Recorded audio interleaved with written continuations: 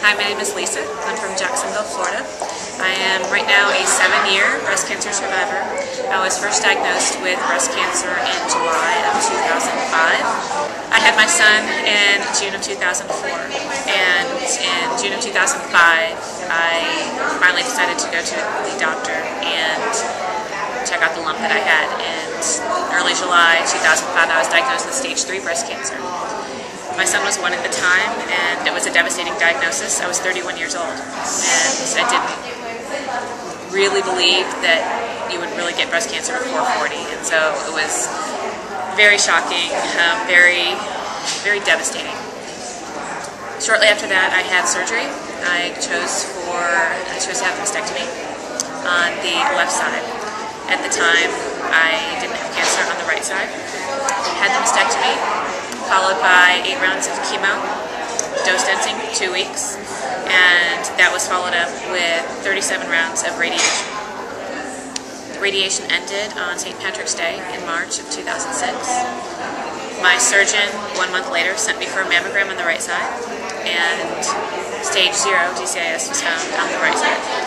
And as difficult as that was to hear after all the treatment that I had to have it on the right side, it was an easy decision to have the mastectomy because I was done and I didn't want it anymore. So shortly after that, in June of 2007, is that right? 2005, 6, no. In June of 2006, I had the mastectomy on the right side. After going through all the treatment, through radiation, through 2 mastectomies, I had to mentally just take a step back and take a break and be in recovery for a while. Somewhere around 1.5 years, 2 years later, when I started researching my options for reconstruction, I was looking at different options, and through talking with friends and with my surgeon, my local surgeon, I had ended up deciding on doing a tram flap in-state, had scheduled the surgery.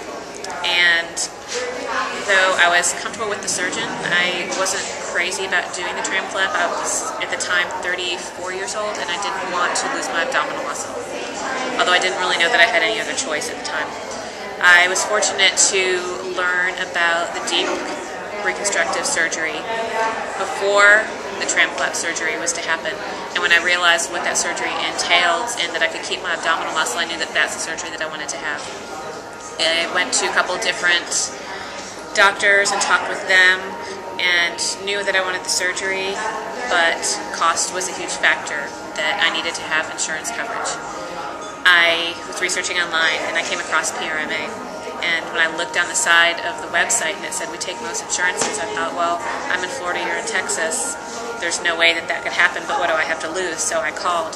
I called at 10 o'clock in the morning, spoke with someone, told them my story, gave them my insurance information, and in 2 hours they called me back and they said, you're pre-authorized for your surgery. And my jaw hit the floor. I was stunned and thrilled and excited.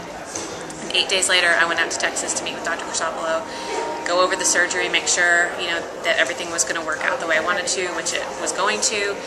So I scheduled the surgery for July of 2009. It was a delayed bilateral deep reconstruction. I flew out to San Antonio and I was out there for about 2 weeks, a little under 2 weeks. Flew back home 4 months later, went back for my revisions, and then the following summer went out for the final stages in the tattooing. I couldn't be happier with the results. I got to keep my abdominal muscles. I love how everything turned out. The doctors, the nurses, the staff, everyone was wonderful and so helpful and accommodating. Whatever I needed, whether I was at home in Jacksonville or whether I was in San Antonio, whatever I needed, they were there.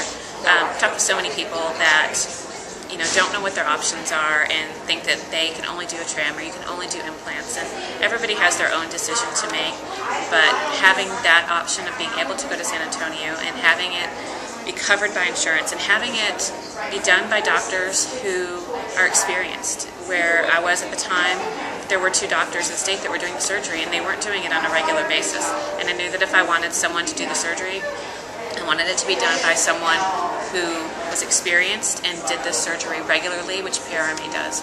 So I was very excited to be able to have that opportunity and for everything to work out for what was best for me.